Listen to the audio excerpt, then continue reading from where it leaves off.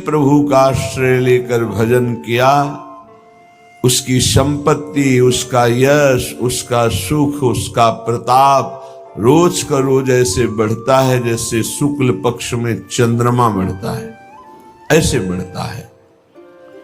काको धन काके पशु मंदिर, काके सुत अबला,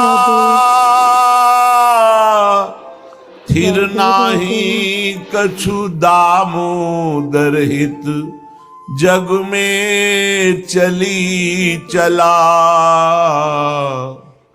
जग में चली चला। इसलिए रे मन भजिए नंद लला। पत्नी में, पुत्र में, घर में, धन में आसक्त होकर के हर्षित मत होइए, ये सब छूट जाएंगे। इस संसार में किसी को नहीं टिकना, सबको जाना है।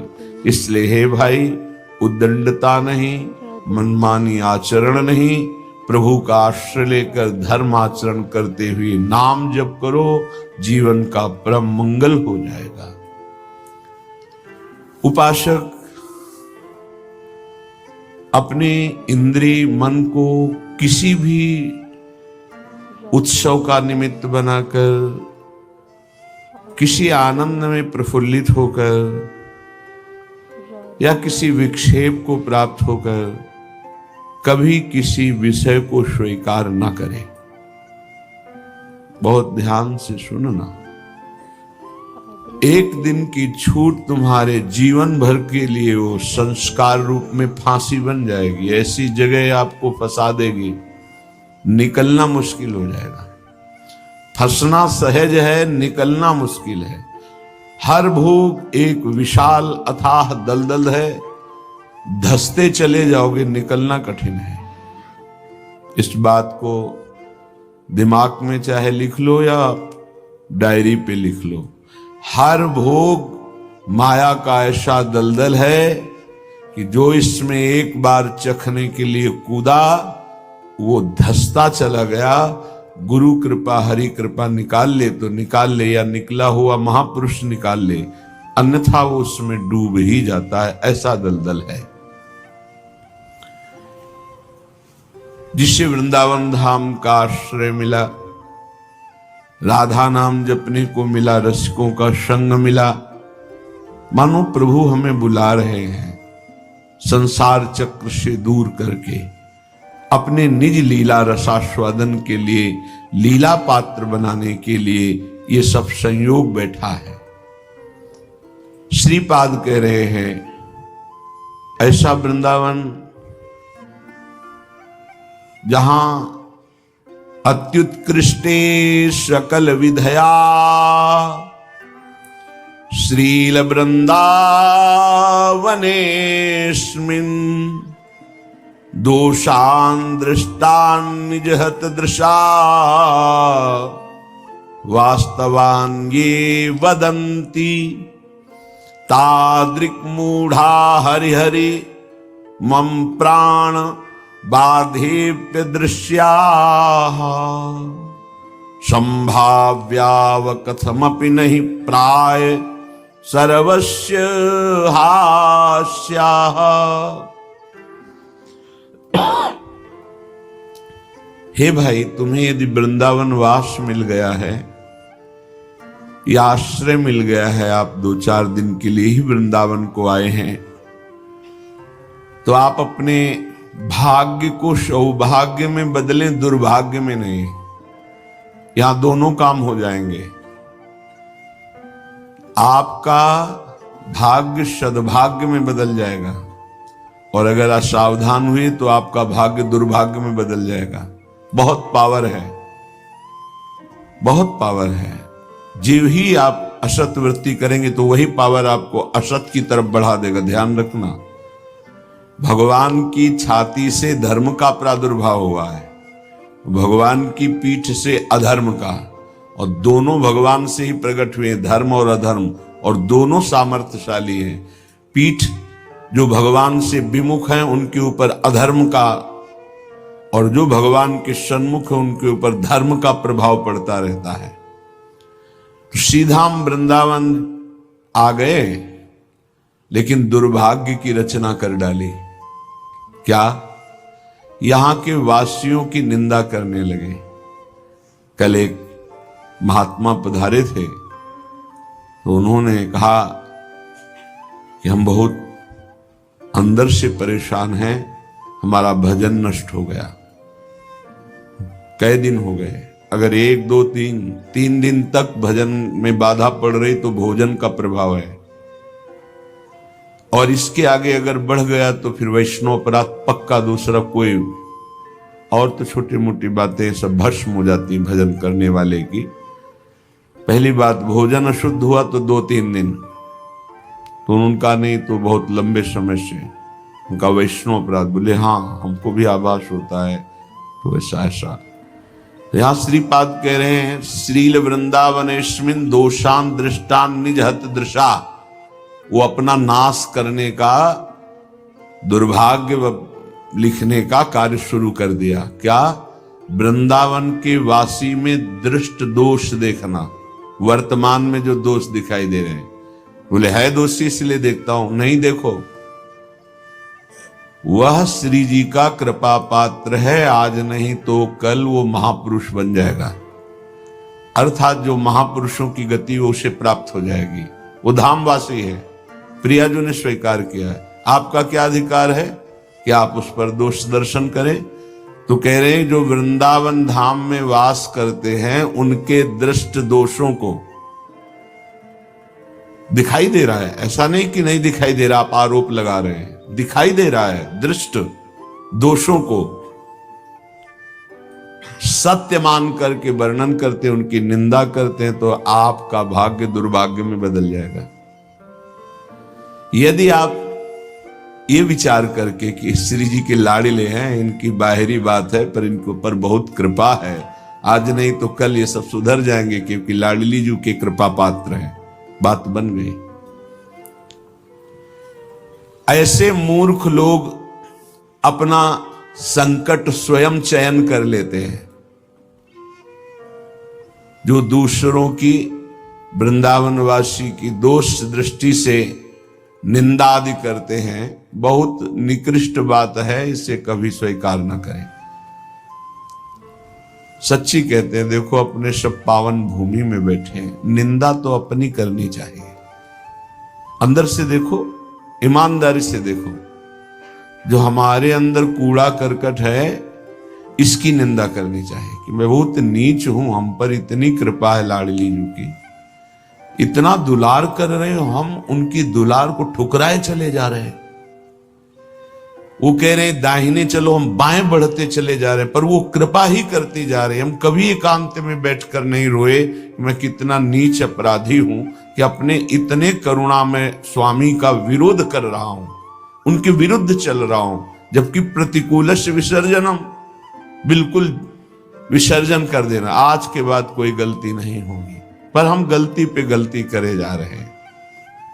श्री जी इस बार माफ कर दो, आगे से फिर किया, श्री जी इस बार माफ कर दो, फिर वही वो माफ करती चली जा रही। हमसे गलती होती, जब हम ये देखेंगे तो हम दूसरे को देखने लायक ही नहीं। हम क्या दूसरे को देखें?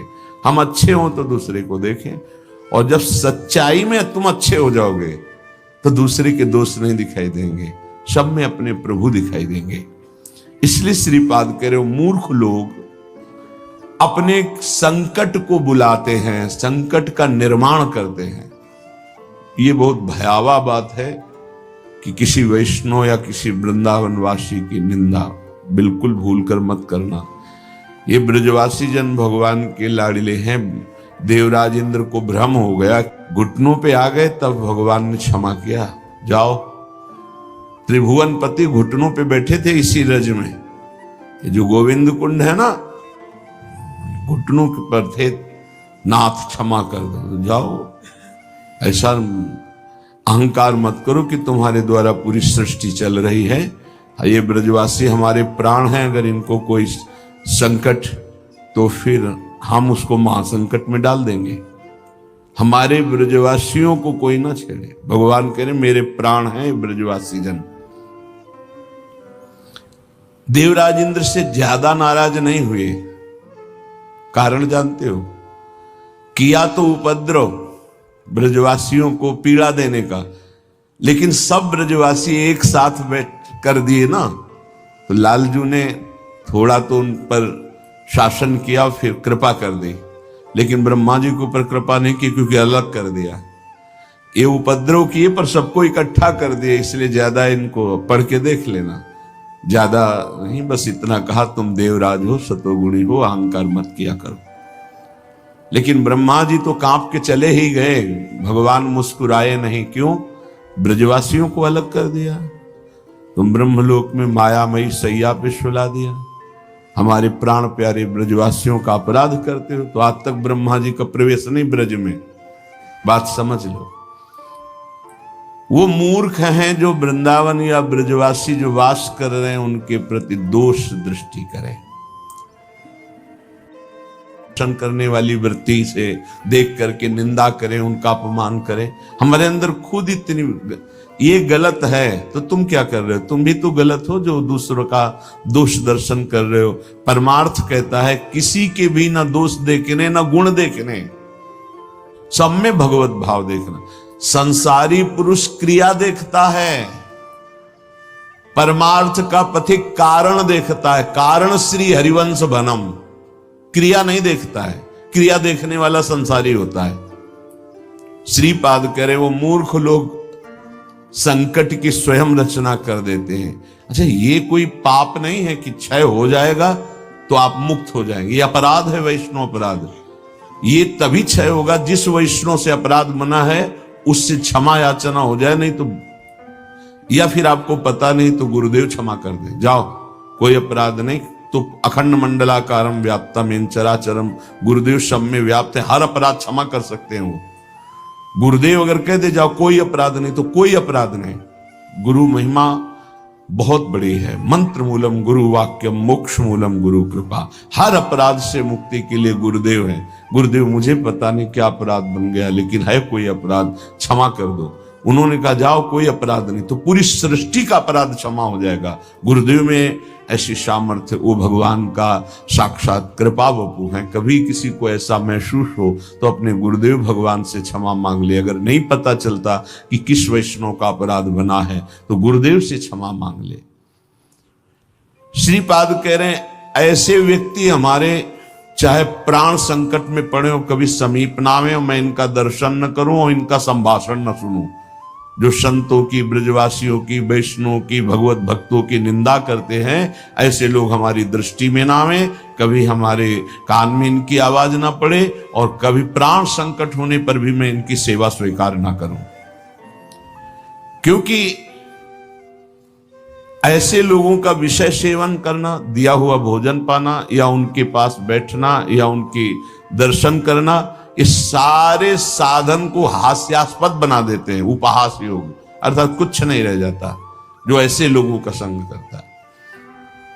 अपराध नहीं, निंदा नहीं होनी चाहिए, बहुत सावधान। पूज्य श्री चंद्रशेखर बाबा जी महाराज वो कहते थे कि ब्रजरज, ब्रजलता और ब्रजवासी, इन तीन से श्रद्धा बिगड़ गई तो बात तुम्हारी बनेगी नहीं। उनके श्रीमुख के शब्द थे कि तुम रेगिस्तान में वास कर लो तो तुम्हारा कल्याण हो सकता है, लेकिन ब्रजवासी, ब्रजरज, ब्रजलता, इनका अपमान अपराध करोगे तो वृंदावन में तुम्हारा कल्याण होने वाला नहीं है। वो डायरी में लिखा हुआ पूज्य चंद्रशेखर बाबा जी महाराज, वे भी 25 वर्ष पहले की बात, प्रारंभ में ही दर्शन के लिए। तो यहां श्रीपाद कह रहे हैं ऐसे मूर्ख लोग अपने संकट का स्वयं निर्माण कर लेते हैं। किसी भी विषय में क्यों ना हो, जो वृंदावन वासियों की निंदा करते हैं उनका मैं दर्शन न करूं, कभी संभाषण न करूं, कभी दिया हुआ कोई पदार्थ या विषय सेवन न करूं। उपासक को सावधान रहना चाहिए। अपना काम बनाने आए हो कि तुम यहां सृष्टि सुधारने आए हो। देखो तुम्हें पक्की बात बता दे, भगवान भी पूरी सृष्टि को नहीं सुधारे। जब अवतार लिया तो जो भगवान की शरण में हुए, सन्मुख हुए, उन्हीं का उद्धार हुआ। ध्यान रखना, चाहे काम से, चाहे द्वेष से, चाहे राग से, चाहे भक्ति से, कैसे भी अवतार के समय जो भगवान से जुड़े वो परम पद को प्राप्त हुए। भगवान के अवतार के समय हम लोग भी होंगे, कीड़ा मकोड़ा, दीमक, चींटी चीटा जो बने होंगे, तो हमारा उद्धार नहीं हुआ। जो सन्मुख हुए, नाम जप किया, उन्हीं का उद्धार हुआ। ये बात पक्की समझ लो। तो भगवान अवतार लेकर के जगत मंगल के लिए आए, पर जो भगवान की शरण में हुए, सन्मुख हुए, उन्हीं का कल्याण हुआ। तो आज भी भगवान हैं, उनका नाम है, उनका रूप है, उनकी लीला है, ये उनका धाम है। जो सन्मुख होंगे, ठीक से चलेंगे, वो भगवान को प्राप्त होंगे।